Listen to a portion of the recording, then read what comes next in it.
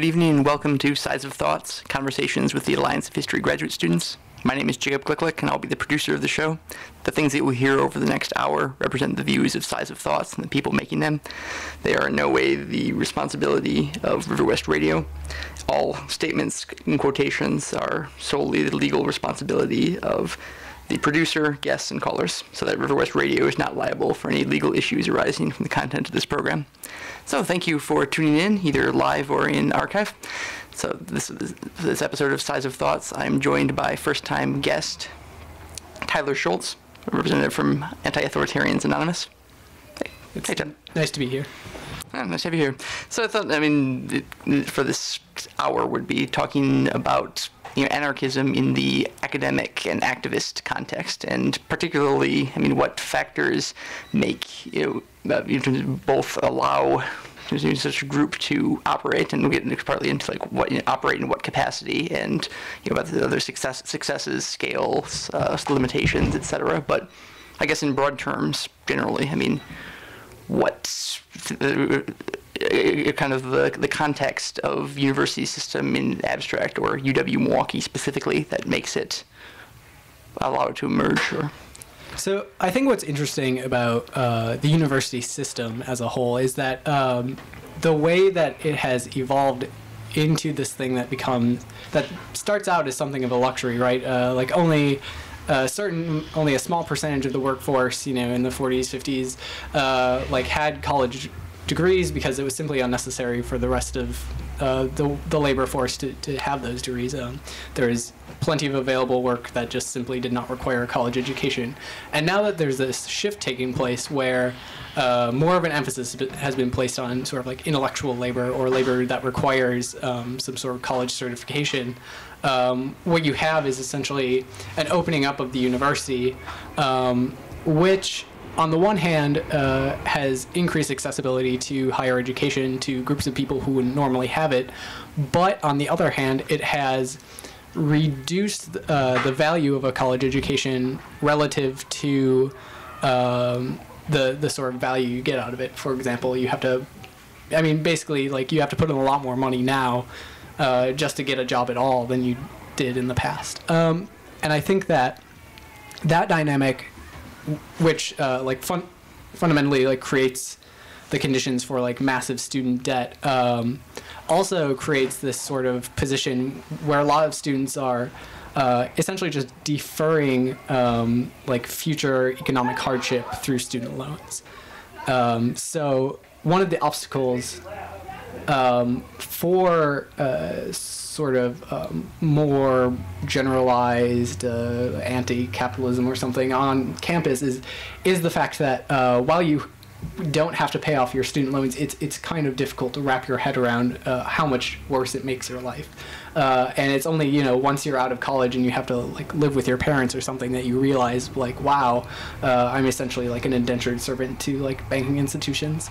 So I think this deferment of I'll be a vulgar Marxist here for a second. This deferment of proletarianization until you're off campus is something that actually serves as a pretty fundamental obstacle to organizing. Yeah, it seems the capacity of campus activism, not just in the sense of learning about being exposed to more sort of ideas and seeing sort of terrible things that are happening thousands of miles away and bringing sort of protests against them, but potential against the terrible things that are happening immediately, that are happening in the context of own career and own economic position.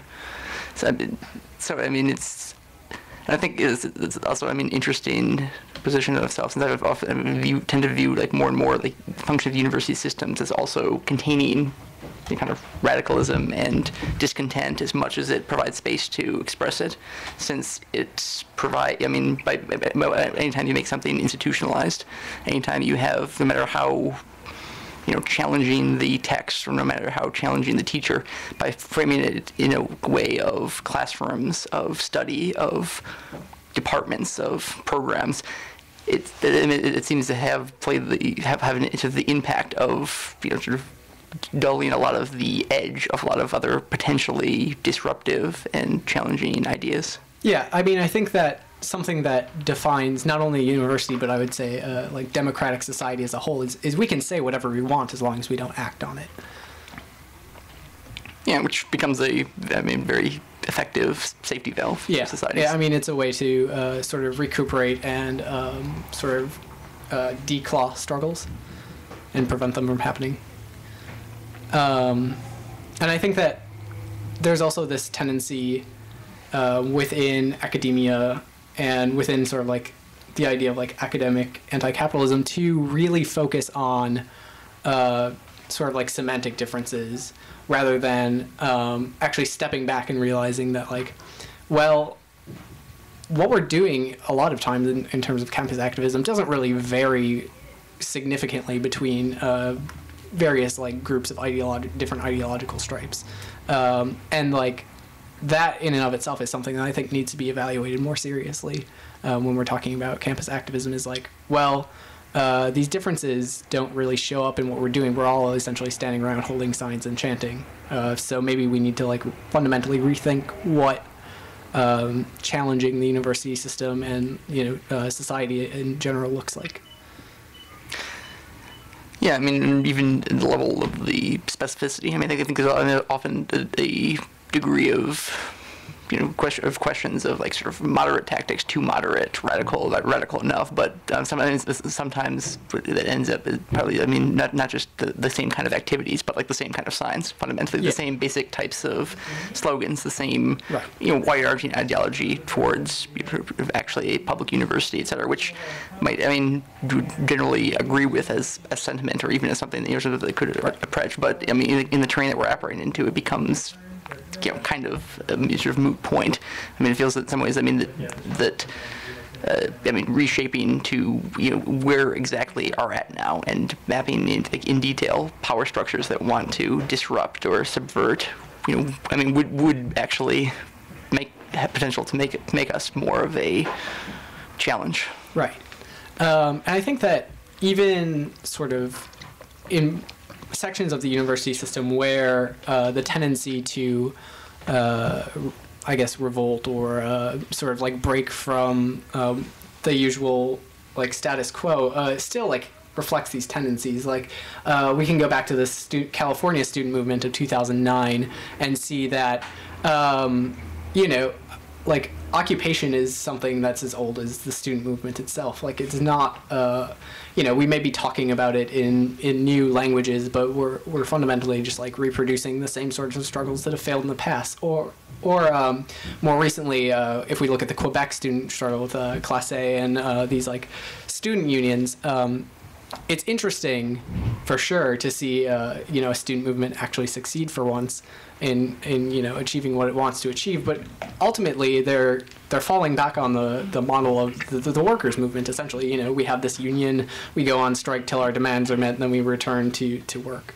So it's still sort of the same like leftist formulas that sometimes get concessions, demands met, but ultimately don't really seem to succeed in providing any sort of like broader social change. I mean, I think in Quebec there's this interesting call for the continuation of the strike as not simply like a student strike, but of the generalization into a social strike, which I think would have been a really interesting possibility had.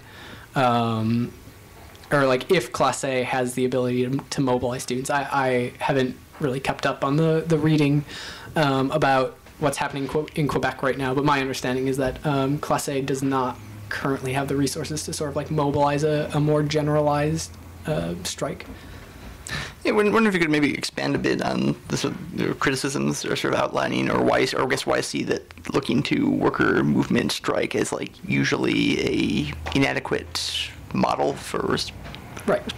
So I think the problem with sort of falling back on to like models developed, and when I talk about the workers' movement, I'm talking about a specific period in, I guess, like sort of the history of like leftism or like the history of struggles. I'm talking about a period that is like the late 19th century to the early, first half of the 20th century, where much of the discussion about what kind of things we want to see happen, like what our demands are, what world we want to see, was based on the identity of the worker. And I think that to talk about the worker now as sort of like the revolutionary subject is hopelessly naive, because the way that society functions now is not in sort of the Fordist factory model. Like, you don't have thousands of people sitting on assembly lines, or, you know, or at least those cases are very rare. You know, factories themselves have shrunk significantly, employing many less people, and then for the rest of us, for the vast majority of people who don't work in factories, our workplaces are often isolated and really not conducive to sort of like mass mobilizations of coworkers.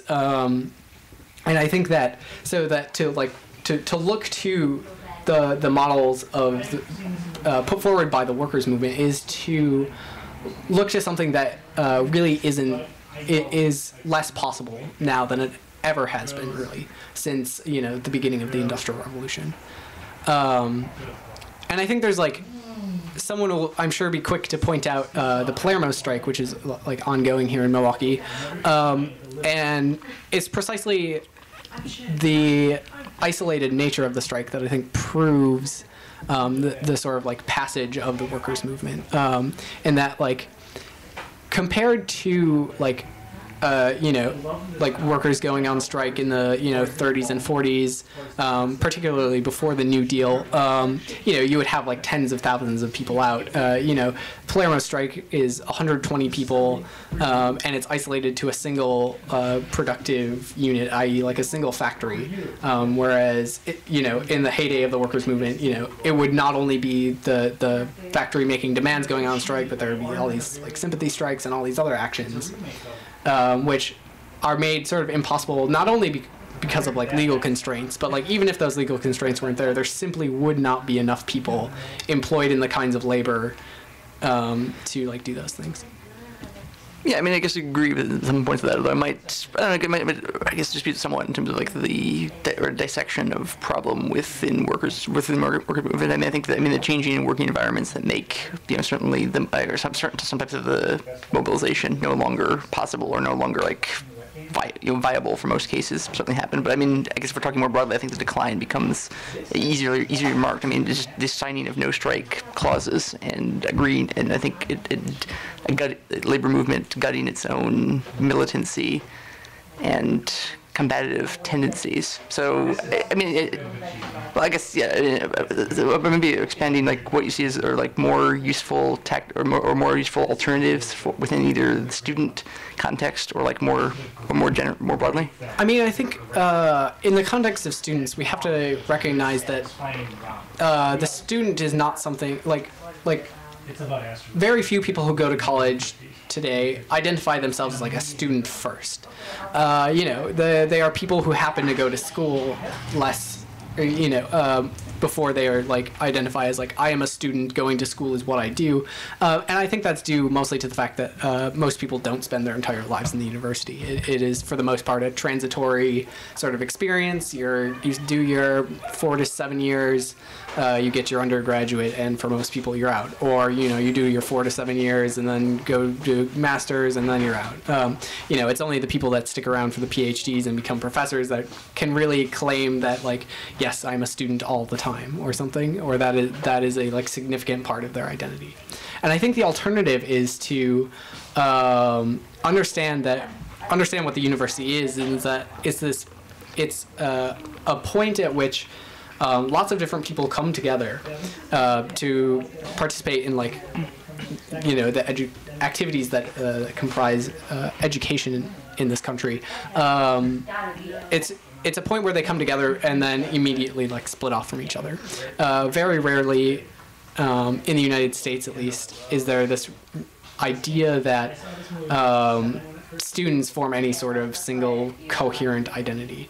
I think it's when people talk about organizing, very rarely do they think, oh, we have to get like the students as like some single homogenous group, because that's just like not how student life is arranged.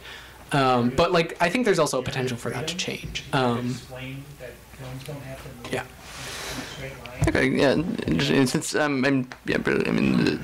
fact that people don't think of themselves as students first, which I guess one perspective also think the fact that people don't necessarily think that, I mean, like in terms of giving a lot of professors more grad student workers inside of it don't think of themselves as workers in the same context of it. I mean, the term you used before, like intellectual labor, I mean, I think it becomes one of the things that more usefully like points to like the fragmentation had mentioned before and like split off from each other is the idea that it's not actually work in the same sense, that it's not actually, you know, fundamentally important or crucial or something that, you know, supports the university, but it's just something that sort of due, you know, and a given sort of stipend as opposed to wages, that becomes, so that sort of that we all exist within the benevolence of the university's, you know, long comforting arm that provides us sort of this education or other opportunities, which, and I don't know, even more broadly, it seems like it's weird in the kind of current university system, because this combination of extreme commodification, but also old school sort of authoritarian elements of it, that, I mean, in essence, it's a matter of spending a bit of time and energy and, of course, money to purchase the degree that we'll expect to be useful to later careers, but it's also a sense that the classroom is where people need to be like disciplined and controlled and monitored and, you know, evaluated and punished for not meeting standards that makes it different than most seemed other kinds of purchases. Yeah, I think what's interesting about what you just said is you kind of make it clear that like the university is not, I think the comparison of the university to like a factory is fundamentally flawed in that like when you work at a university, so much of your life is consumed by the university as an institution. In that, like, I think the university more closely resembles sort of like a feudal like parcel than it does like a factory. Like, like you said, there's a very like intensely authoritarian power structure, which sort of like allows people to like till the intellectual fields. So that they can be spared from the world of wage labor, essentially, or like more regular sort of traditional wage labor. Yeah, and which I'm bringing further questions of like of challenging that. I mean, partly, I don't know, I'm struck again, but I mean, what the need that the state has for university. I mean, even though it's clear in the logic of more recent years has been that, you know, for a much more gutted, even more stripped down functions, even less accessible or quality. I mean, that doesn't mean that there's even like the sort of older rule book of keeping a certain standard of quality of education is not necessarily viable for or not what elites, you know, want, perhaps, you know, at this point. But I mean, it still seems that you need as a insulating function both to provide the appearance of specialization, sort of the appearance of both, you know, of general competency in various required areas, and also the, you know, for more particular areas as prerequisite for ever even studying. I mean, I guess wonder if it doesn't, in the same way, at some point, become sort of elaborate, just internal ritual for for professionals, or that, I mean, or again, a type of currency or valuation or accomplishment that sort of will have theoretically weeded out the, you know, good students and bad. Yeah, I mean, essentially, like what a degree represents now is not so much like some sort of impressive skill, or like very rarely does it actually represent that. You know, when we talk about, you know, math or science degrees or engineering, for example, like these represent like very real skills that people have learned, but like liberal arts, humanities, business, like all of these things sort of represent less of like technical skill set as simply like a notarization of sort of like social privilege. Like having a college education means that essentially like you had access to the financial resources to go to school, because I don't think that like anyone's really kidding themselves when they say that there's sort of like a meaningful choice of whether or not to go to school anymore. Like you simply, if you have the resources, have to do it in order to sort of like maintain sort of like a reasonable standard of living, and that so like, yeah, like you said, like most of the time it is just this like sort of ritual to sort of like help produce like really nonsensical, so like social separations and like fragment the social body in like a really arbitrary way. It's also interesting, even I think talking like sort of the feudal aspects, of the university, which I think certainly, see at least in humanities, like elements of, just in terms of how, just structure their own. Even the notion where rather than a highly defined system or or objective bureaucracy, what matters more is relationships to different people, and of course not necessarily going to just be able to connect to head of department, much less head of the university system, but you might know people who have other ties or of loyalty or favors need to be done. Some of the kind of politics seem like are at a personalized enough level to make that useful, but what comes out is that how it breaks, to some ways, doesn't take the authoritarian setup of it as far as you might expect. At the end of a given semester, grades are filed. It's the end. There's no, you've earned that little chunk towards your larger degree. You're not queried a year later to see how much of the knowledge had gained there retain. It allows it to, which weirdly ends up putting more autonomy in individual instructors, which is similarly seems to play the role, which then means that they're in practice there's not as much scrutiny, unless you make particularly a anti-Israeli statement, which is more likely to draw controversy and censoring even on tenure track or tenured individuals, but otherwise you kind of have it because that's your space to work with, and as long as you keep the main norms function and turn out and pass enough people but not everyone, you keep that little sort of fiefdom. Yeah, I think going back to sort of where we started and sort of the potential for universities to be a site of more generalized resistance, I think that the sort of personalized politics of the university, that is you have to sort of get close to the right people in order to advance in academia, those sorts of relationships actually are a really intense way of controlling people, and that it's not sort of written codes or anything that when someone does you wrong you have some sort of recourse, but it is these intensely personal relationships which could be upset at any moment for any reason, and so because they are so sort of touch and go, one necessarily has to be that much more obedient and that much more sort of domesticated, within the university, and yeah, so this but I think those sorts of politics occur more at the higher levels, graduate and professorial sort of positions.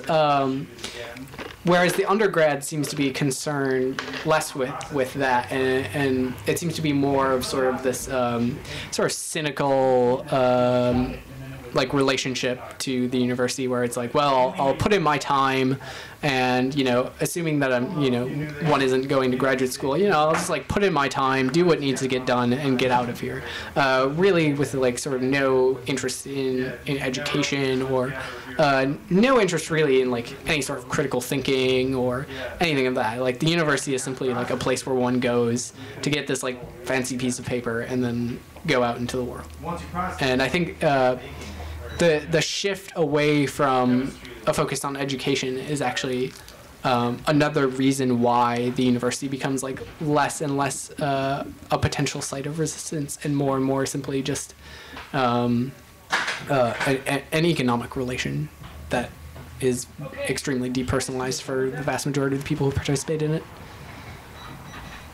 And in the context of different sites of resistance, perhaps, again, carrying with the things of more specificity and immediate context. For UWM, or a sense, perhaps trying or experience or perspective, on the last several years or further, in terms of bigger, accomplishments, if any, or things that are clashes or things that different campaigns that show different aspects of kind of this power structure we're talking about. I think when talking about sort of the history of, or the recent history at least, of activism on the UWM campus, I think we can sort of periodize it as like there was before the Madison occupation, and then there was after the Madison occupation.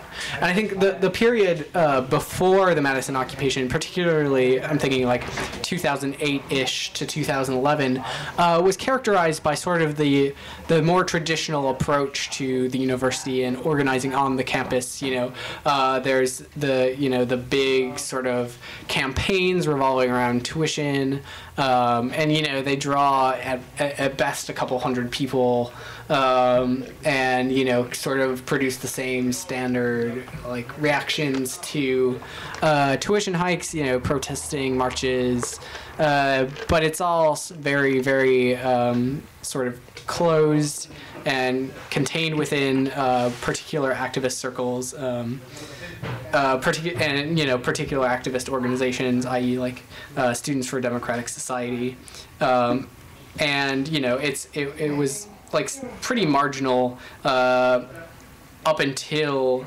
2011.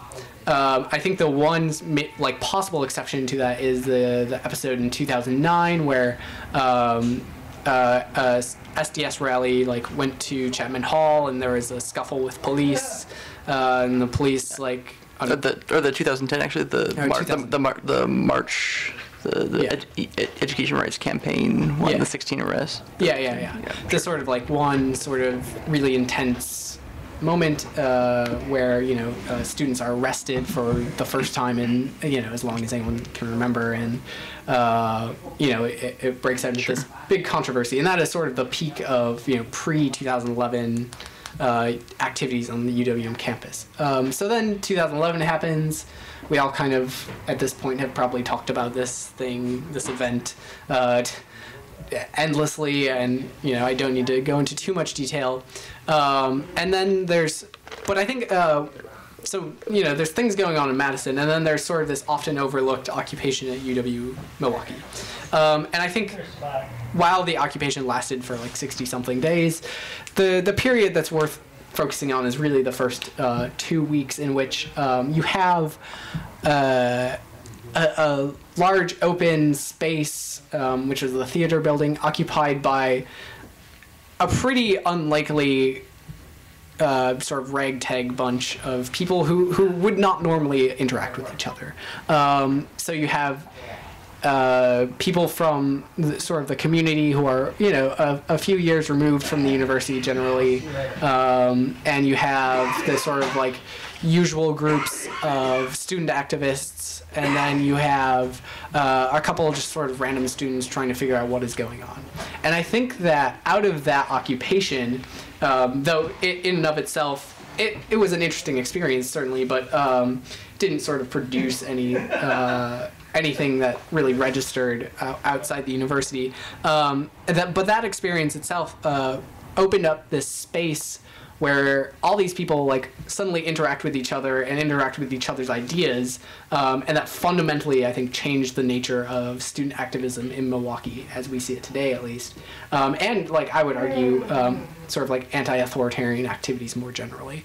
And that experience, I think, proved to be very, very influential sort of within a lot of these circles of people who, and so like then post 2011, I think as sort of a result of the occupation, you see a sort of general shift in strategy amongst, I would argue, like most, if not all, of the student activist groups. First of all, like some of them disbanded altogether. Act Everywhere in particular is like the one that comes to mind. That's very fair. And these are organizations, or Act Everywhere at least was an organization that was like fairly active, and sort of rivaled Students for a Democratic Society in terms of like size and activity. But that completely disappeared. SDS shrank considerably over the following year or so, and Anti-Authoritarians Anonymous has always sort of had this position of being like sort of less of an organizing platform and more of an organizing tool. So it was never really super prominent, and I can explain that more in a second. But my point is that like sort of the decline of student activist organizations did not necessarily, I don't think, led to sort of the decline of student activism per se, but a shift in character in that student activism became less focused on the campus, on issues like tuition, and more focused on using the campus as a springboard for other issues. And I think the first really pronounced example of this was the the October 2011, or maybe it was November, march in solidarity with the Oakland General Strike. You know, here's an issue that has nothing to do with UW-Milwaukee, and yet it produces like an event that, although not super large, was definitely like more interesting and confrontational than most. So yeah, that's kind of like a more recent history of activism on the UW-Milwaukee campus. So then do you see just the, even what you said before, the occupation at UW-Milwaukee, particularly in the Peck School of the Arts phase of it before sort of got shuttled towards the portion of the student union and then evicted entirely. But even as it's a crucial of it just because of the consistently holding space that allowed sort of close contact among other groups that would not otherwise have been particularly tightly embodied. Yeah, I think that opening up that space is absolutely crucial to literally everything that has happened in anti-authoritarian circles since then. I think that the nature of participation in anti-authoritarian sort of organizing and just like the general scope of it was so dramatically changed by by those events that I think that it's fair to say that was probably the most influential event in terms of sort of this like new generation of like post-Madison anti-authoritarian activists, or whatever you want to call them. And would you also, somewhat generalize as the tactic or means for like growing further in terms of discontent or actualizing content that exists, like the space, the sort of either like physical occupation of it or at least or like physical presence to allow those types of further springboards. As opposed to what I said before, that like some sense trying to organize in workforce becomes a waste of time because it's structurally not viable. I think what's interesting about occupation as a tactic is it sort of accepts as its starting point the idea that like society is like fragmented to the point that like spaces in which to bring people together in a really intense sort of way just simply don't exist anymore. You don't have the factory. You don't have other spaces where like large groups of people regularly congregate and can exchange ideas. And that what occupation as a tactic is good for is not so much like blocking infrastructure necessarily, or any of these other things that it is often ascribed to it, so much as it is just like opening up space for people to come together who share some level of common concern, even if that is sort of like vague or a vague notion of what they're interested in. It allows them to come together, exchange ideas, and hopefully attempt to put some things into practice. Yeah, which I know said before of it that Madison in some cases like scrutinized enough that doesn't need to go over it, but does seem like one of the main contributions of that. Even what even from in his beginning is sort of reactive and middle class, has that still allowed for different types of possibilities, and I think consciousness among some people of it by virtue of having large amounts of people, both outside and even more crucially in the capital. So then, I guess, in terms of, and of course, the fact that it becomes usually, involves a confrontation, even for things that are not politically charged or significant spaces before then. Once have several thousand people move in them, become political and become areas that eventually, will be evicted from, which So I guess similarly, I mean, thoughts in just in the context of like those kind of like overt confrontations with police, or the consciousness of that in. I mean, I guess as a general philosophy for expanding activism. Yeah, I think there's sort of something interesting about this theory that often gets put forth that like, well, people tend toward sort of like activist type activities when they see police overreact in some sort of way. But I think that analysis often, or I think there's more to it than that, in that there are communities of people who experience the police overacting all the time, and the question is like, why then aren't those communities of people like also doing like very varying degrees of activism? And like sometimes it happens, but like I'm thinking particularly more recently with experiences from people on the north side of Milwaukee, the predominantly black neighborhoods that experience police violence as a fairly regular part of day-to-day life. And then like if the theory that police violence provokes this sort of like populist response or something, like if that is true, then like where is this populist response? Why aren't tens of thousands of people in the street to get justice for Derek Williams, for example? Why is it then like so compact in terms of like numbers? Why are there only at best like a couple hundred people? So I think that theory leaves out the fact that it's not only understanding the role of sort of the police and the explicit coercion that they represent, so much as it is being able to feel some sort of agency, to feel that not only are things terrible, but that we have the ability to act. Yeah, and actually sets up another point of it. I mean, in terms of, creating like viable, like measurable, structures and organizations of it that are, doing things. Since I think that I thought more and more over the last several years that one of the biggest problems isn't just in terms of the eternally passive or complacent masses, but why not rising up of it, but kind of specific problems that get repeated endlessly, because it seems in terms of activist groups and activist sentiments often have a poor ability to recognize mistakes that they've made and learn from them, or to recognize that it's not the 1960s, and seeking to recapture that moment is dooming ourselves to irrelevance. Right.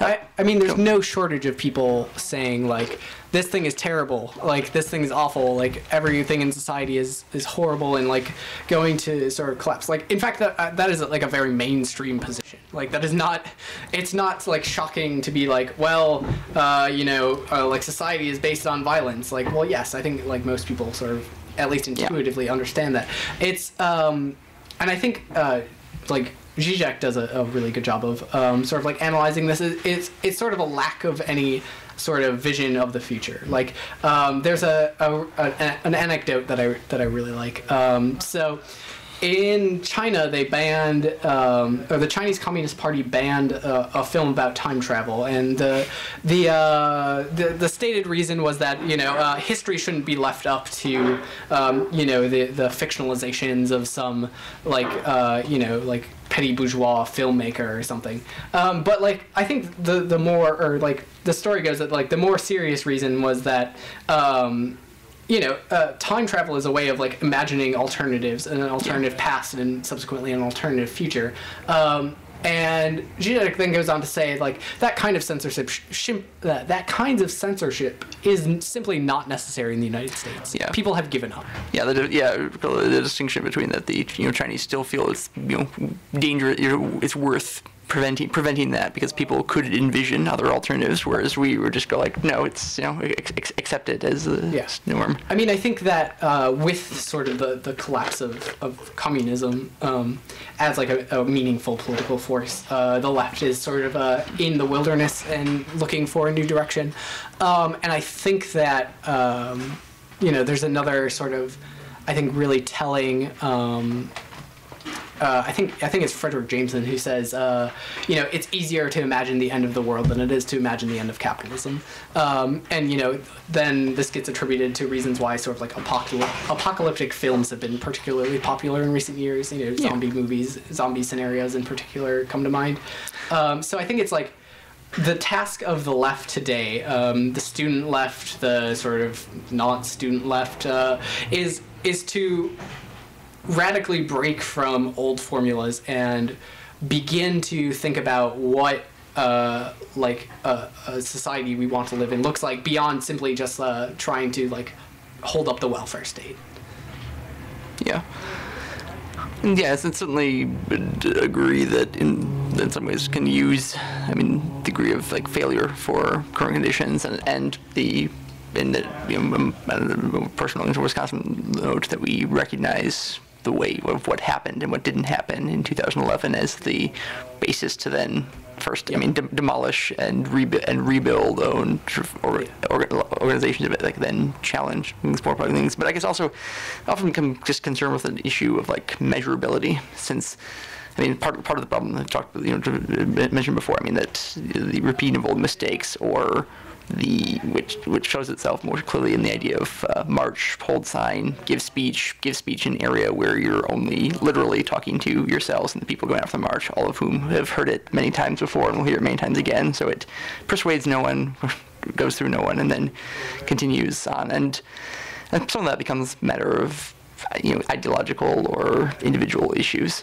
But mostly, I think a tendency for people who want to not to allow activism that happens that's not like organized by them or not organized in conjunction with them.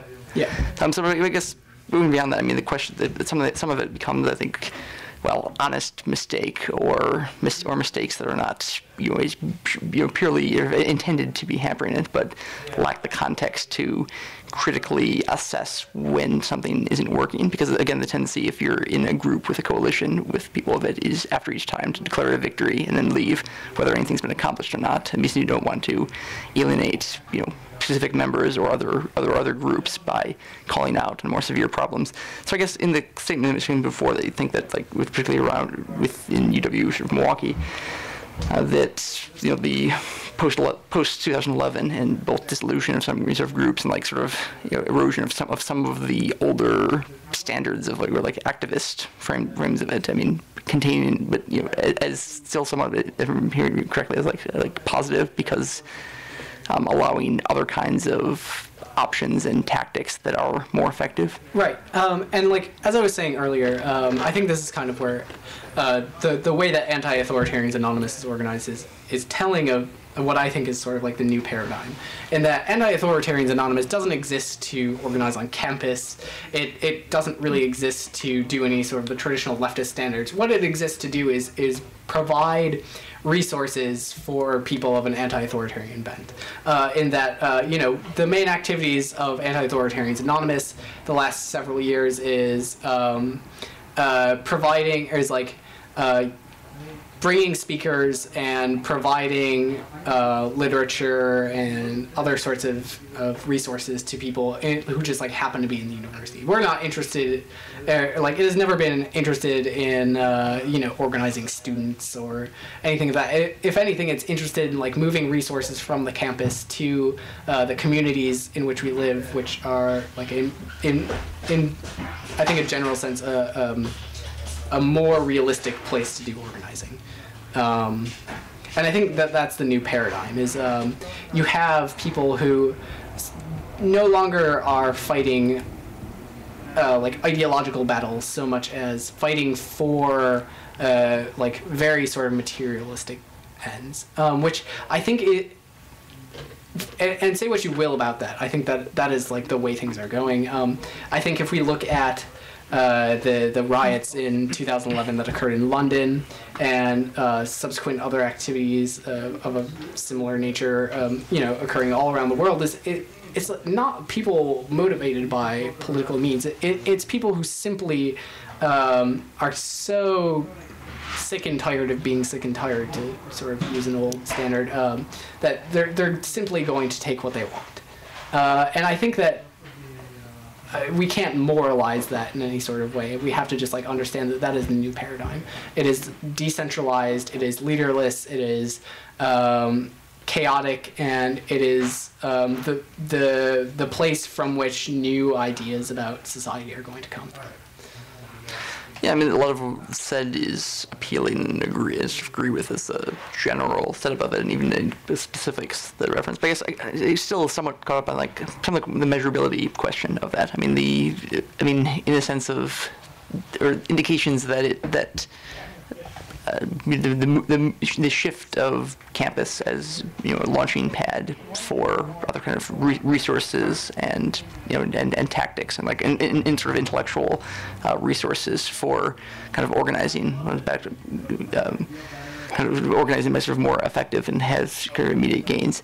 I mean, are there just internal standards that can look at in terms of like what's accomplished with that, or how much gain? I mean, certainly it's like specific incidents that can reference, but I mean, in the context of a local Milwaukee centric issues of it, I mean, I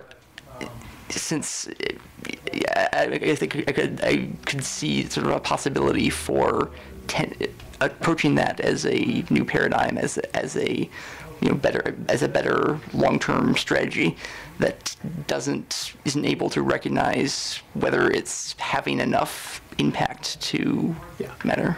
I mean, I think that the experience has been that, at least with Anti-Authoritarians Anonymous, is that what it is as far as organizing, what it does is it gives something for people to plug into who generally don't have any prior sort of experience with politics, but have this general sentiment of like, well, I'm really upset with the way things are, but I also don't really trust these like more or less professional activists. Like, where do I go?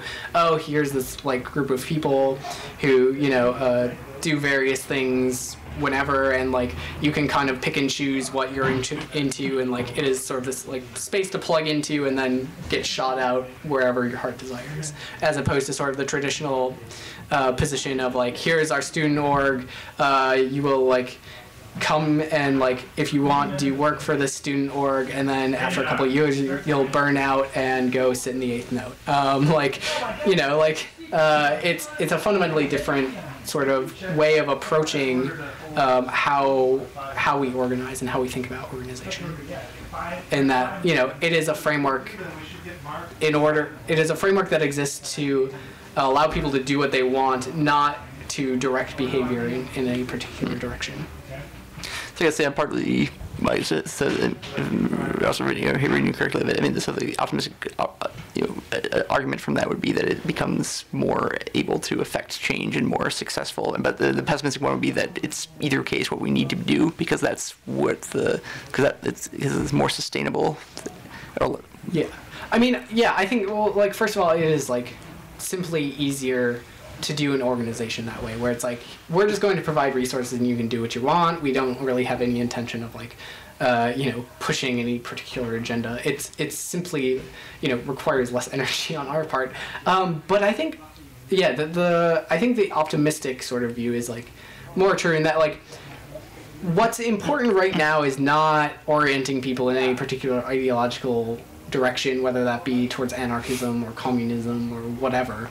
What's important right now is like actually getting people to come to the conclusion that like, oh, all I have to do is like get my friends together, print a bunch of flyers, and I can make stuff happen. And I think like that attitude is what needs to be disseminated right now in sort of like large to sort of the more general public, is like, look, you don't need to be an activist, you don't need to be in some special organization to like get organized. Like you just need a few friends and a few sort of techniques, and like you're good to go. And I think that like right now the challenge for anti-authoritarians in particular, anarchists and the like, I think the challenge is like, how do we disseminate techniques which allow anyone to sort of get up and participate in whatever sort of political questions or antagonisms they want to participate in. Yeah, again, this is an appealing name, I guess, but I personally want to just I guess just in terms of being a fairly advertise. I mean, effectively, it's sort of it becomes kind of like activist advertising towards specific causes or mechanisms.